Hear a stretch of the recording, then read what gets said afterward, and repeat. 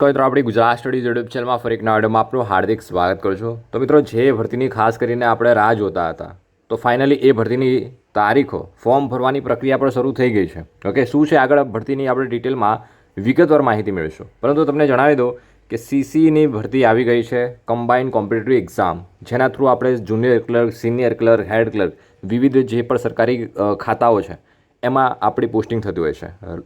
તો આ ભરતી કોના માટે છે, કોણ ફોર્મ ભરી શકશે, એલિજિબિલિટી ક્રાઇટેરિયા શું છે, પરીક્ષા પદ્ધતિ શું રહેશે, બધી જ વિગતવાર માહિતી મેળવીશું. તો પ્લીઝ વિડીયોને લાસ્ટ સુધી સ્કીપ કર્યા આગળ જોજો. એન્ડ આવા જ પ્રકારની સરકારી ભરતીના અપડેટ આપણી ચેનલ પર રેગ્યુલર મૂકવામાં આવે છે. તો ચેનલને સબસ્ક્રાઇબ ના કરી હોય તો ચેનલને સબસ્ક્રાઇબ જરૂર કરજો મિત્રો, જેથી કરીને આવનારી દરેક સરકારી ભરતીની અપડેટ તમને સૌથી પહેલાં મળી રહે. ઓકે, વધુ ડાયવર્સ કર્યા આગળ વિડીયોને આગળ સ્ટાર્ટ કરીએ.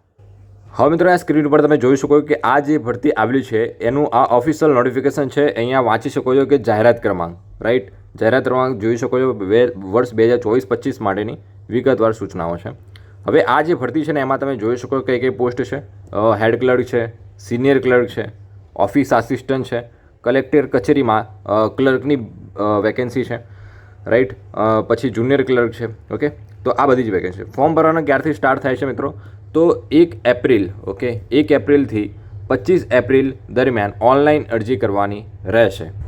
તો જે સીસીની ભરતી છે, રાઈટ, એના ફોર્મ ભરવાનું 1 એપ્રિલથી શરૂ થવાનું છે, રાઈટ, જેના માટે 25 એપ્રિલ સુધી ફોર્મ ભરી શકાય છે. હવે આ ભરતીમાં કોણ ફોર્મ ભરી શકશે એ ખાસ જાણવું બહુ જરૂરી છે કે આ વેકેન્સી કોના માટે લાયકાત શું રહેશે, શું ભરતી છે, કેટલી વેકેન્સી છે. તો વેકેન્સી તમને બતાવી દઉં કે વેકેન્સી કેટલી છે. તો મિત્રો અહીંયા તમે જોઈ શકો છો કે જે વેકેન્સી છે એમાં જુનિયર ક્લર્કની જોઈએ તો 174 વેકેન્સી છે, સિનિયર ક્લર્કની 30 વેકેન્સી છે, હેડ ક્લર્ક વર્ગ 3ની 21 વેકેન્સી છે, ઓફિસ આસિસ્ટન્ટની 11 વેકેન્સી છે, જુનિયર ક્લર્ક વર્ગ 3ની કલેક્ટર કચેરીમાં જુનિયર ક્લર્કની 106 વેકેન્સી છે, કચેરી અધ્યક્ષની 1 જ વેકેન્સી છે.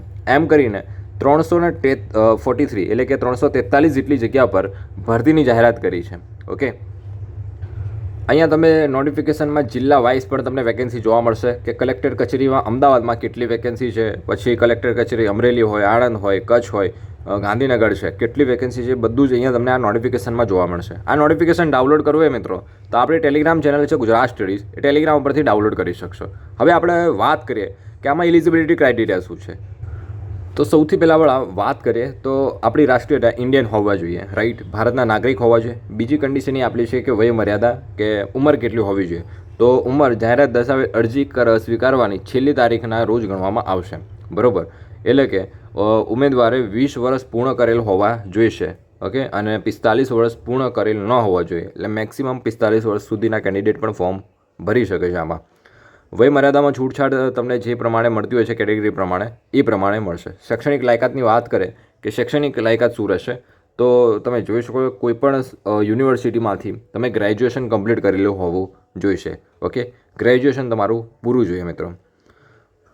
બીજું કે મિત્રો અહીંયા કોમ્પ્યુટરની જાણકારી પર માગેલી છે, એટલે કે કોમ્પ્યુટરનું સર્ટિફિકેટ પણ માગેલું છે. પરંતુ જો તમે 10-12માં કોમ્પ્યુટર વિષય હોય તમારા માર્કશીટમાં તો તમારે કોઈ કોમ્પ્યુટર સર્ટિફિકેટની જરૂર નથી મિત્રો, ખાસ યાદ રાખજો. ઓકે, શૈક્ષણિક લાયકાત મેં તમને જણાવી દીધી કે પગાર ધોરણ વિશે પણ તમે જોઈ શકો કે જે હેડ ક્લર્ક છે એને કેટલો પગાર મળે છે, સિનિયર ક્લર્ક છે તમને જોઈ શકો. હેડ ક્લર્કને 40,800 મળે છે, બાકી બધાને 26,000 રૂપિયા તમને પગાર ધોરણ મળશે. ઓકે, આ પ્રમાણેનું છે. હવે મિત્રો આ બધી કન્ડિશન તો ઠીક છે કે ઉંમર આટલી માગેલી છે અને શૈક્ષણિક લાયકાત ગ્રેજ્યુએશન માગેલું છે, પરંતુ આ ભરતી છે કોના માટે? તો તમે અહીંયા નોટિફિકેશનમાં વાંચશો તો તમને જોવા મળશે કે આ ભરતી છે ને એ ફક્ત ને ફક્ત દિવ્યાંગ ઉમેદવાર માટે ભરતી જાહેરાત કરી છે અને સ્પેશિયલ રિક્રુટમેન્ટ ડ્રાઈવ ચલાવવામાં આવી છે. સ્પેશિયલ ખાસ કરીને જે લોકો દિવ્યાંગ કેન્ડિડેટ છે, ફિઝિકલ હેન્ડીકેપ કેન્ડિડેટ છે, જે લોકો ફિઝિકલ હેન્ડીકેપ છે, રાઈટ, એમના માટે આ વેકેન્સી છે. અને ઓબ્જેસની વેબસાઇટ ઉપરથી 1 એપ્રિલથી ફોર્મ ભરવાના શરૂ થશે. હવે આપણે જોઈએ પરીક્ષાની પદ્ધતિ. હવે જે પરીક્ષાની પદ્ધતિ છે તમારી જે પહેલાં હતી એ પ્રમાણેની જ પરીક્ષા પદ્ધતિ છે. એટલે કે પ્રથમ તબક્કામાં તમને જે કહેવાય કે આ પ્રમાણેના પ્રશ્નો જોવા મળશે કે મેથ્સ રિઝનિંગના 70 માર્ક્સનું રહેશે, ગુજરાતી ઇંગ્લિશ છે એ 30 માર્ક્સનું રહેશે. એમ કરીને 100 માર્ક્સની તમારી એક્ઝામ લેવાશે અને આ એક્ઝામ MCQ બેઝ રહેશે. અને જે તમે જોઈ શકો છો CBRT પદ્ધતિથી પરીક્ષા લેવાશે. અહીંયા તમે વાંચો CBRT પદ્ધતિથી પરીક્ષા લેવાશે, જેની વિગતવાર અભ્યાસક્રમ આપેલો છે. ઓકે, અને આમાં પણ MCQ ટાઈપના પ્રશ્નો છે. તો ફોર્મ ભરતી વખતે ખાસ ધ્યાન રાખજો કે આ વેકેન્સી છે એ ફિઝિકલ હેન્ડીકેપ માટે છે. તો જે પણ કેન્ડિડેટ હોય PH કેટેગરીમાંથી કેન્ડિડેટ આવતા હોય એ લોકોને આ વિડીયો જરૂર શેર કરજો. અને આના વિશે એક ડિટેલ સેપરેટ અલગ વિડીયો જોઈતો હોય, આ ફક્ત નોટિફિકેશન વિશે આપણે વાત કરી, પરંતુ આના ડિટેલ ભરતી વિશે માહિતી જોઈતી હોય કે પરીક્ષાની પદ્ધતિ છે, એમાં સિલેબસ મેથ્સ રિઝનિંગમાં શું શું કરવાનું, મેઇન્સ એક્ઝામ છે ગ્રુપ બીની એમાં કઈ રીતની તૈયારી કરવાની હોય છે, કયા સબ્જેક્ટ્સ હોય છે, ડિટેલ સિલેબસ શું છે, તો એને આપણે નેક્સ્ટ વિડીયોમાં ડિસ્કશન કરીશું. તો આ વિડીયોને વધુમાં વધુ છે તમારા ફિઝિકલ હેન્ડીકેપ કેન્ડિડેટ હોય એમને આ વિડીયો વધુમાં વધુ શેર કરો.